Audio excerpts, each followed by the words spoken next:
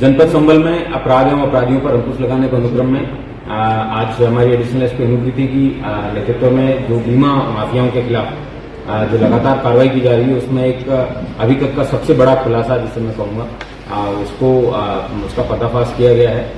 पिछले साल अगस्त महीने में एक विकलांग व्यक्ति की को सिर से हथौड़े से वार करके और बाद में उस पर गाड़ी चढ़ा के उसकी हत्या कर दी गई थी। और उसके बहुत क्लोज रिलेटिव्स हैं, उनके द्वारा बाद में उस पर एक रैश ड्राइविंग का मुकदमा किसी अज्ञात लोगों पे लिखवाया गया और 4 महीने बाद पुलिस के द्वारा साक्ष्य नहीं मिलने के अभाव में दिसंबर माह में उसमें एफआईआर लगा दी गई।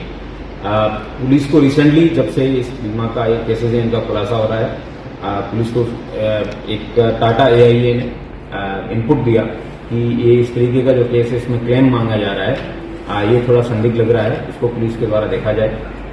तो हमारी एडिशनल एसपी और उनकी टीम के द्वारा इसको रिव्यू किया गया। तब पता चला कि एक जिस व्यक्ति की डेथ हुई है वो व्यक्ति एक विकलांग है। उस व्यक्ति की रात को 10 बजे उसकी डेथ होना बताया अपने घर से 27 किलोमीटर दूर। जो व्यक्ति चल भी नहीं सकता था उसको चलते हुए जाना बताया गया। इस तरीके की कई चीजें हैं। वो संदिग्ध लगने पे पुलिस के द्वारा जिन लोगों के ऊपर शक था उन लोगों से जब प्रॉपर तरीके से पूछताछ की गई तब इस घटना का खुलासा हुआ है। इस दरियाब नाम के व्यक्ति के ऊपर इन लोगों ने पिछले 2023 सितंबर अक्टूबर से इन लोगों ने उसके ऊपर बीमे करवाने शुरू किए थे। हरिओम और विनोद नाम के 2 सगे भाई हैं।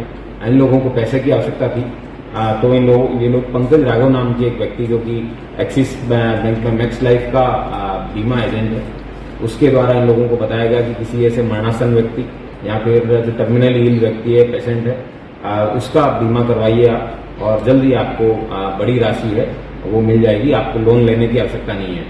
इसके बाद में हरिओम नामक व्यक्ति के द्वारा दरियाब नाम के व्यक्ति की डिटेल दी गई इसको और फिर इनके द्वारा करीबन 1 साल भर में इनके ऊपर तमाम प्रकार के बीमे करवाए गए इनके और 1 साल बाद में इस व्यक्ति को मौत के घाट उतार दिया गया।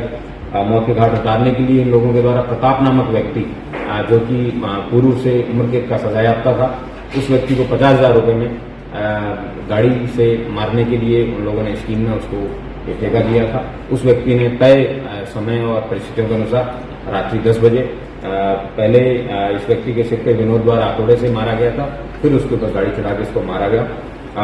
इन 50,68,000 रुपए की कुल बीमे इस दरियाब नाम के विकलांग व्यक्ति है इसके ऊपर इन लोगों ने करवाए थे और उनमें से 15,68,000 रुपए इन लोगों ने ऑलरेडी हड़प लिए थे। बाकी राशि है उनको नहीं मिल पाई थी। पुलिस के द्वारा इसमें जब डिटेल से जांच पड़ताल की तो एक बहुत ही सनसनीखेज खुलासा है ये आज आपके सामने किया गया है।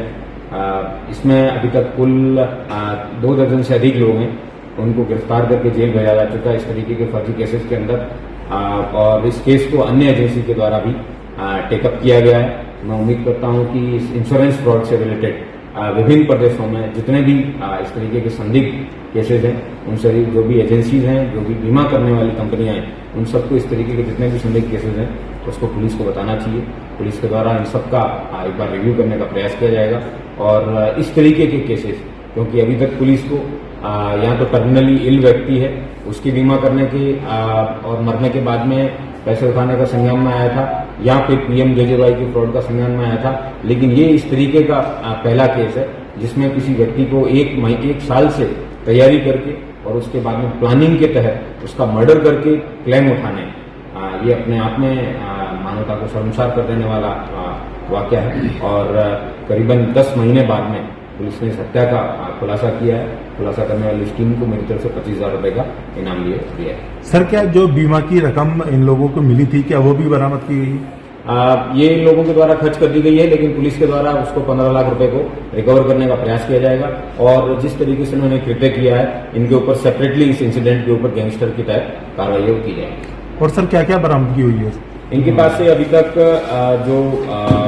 जो पॉलिसी रिलेटेड आइटम्स हैं वो मिले हैं और दरियाब की जो इन्होंने एक्सिस बैंक की पासबुक है, डेबिट कार्ड है, चेकबुक है, वो सब मिली है और मृतक के नॉमिनी के नाम से जो ऐप है वो इस राघव नामक व्यक्ति है, इसके मोबाइल में चल रही थी, उसको भी पुलिस के द्वारा बरामद किया गया है। घटना में प्रयुक्त जो वाहन था जो इको गाड़ी थी जिसके तहत इन लोगों ने उसको कुचला था, उसको भी पुलिस ने रिकवर किया है और आला कत्ल है उसको भी बरामद किया गया है। उसके अलावा इन्होंने थाना कोतवाली के अंदर 2 जाली स्टाम्प मोहर है वो भी बरामद की है।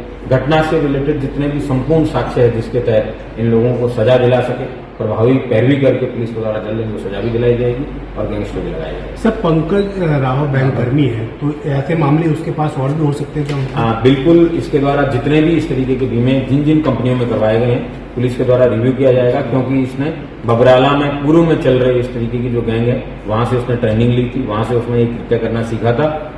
इसलिए इसकी पूरी संपत्ति को भी खंगाला जाएगा और इसने जितने भी बीमा अभी तक करवाए हैं उन सबको भी जांच किया जाएगा। Thank you.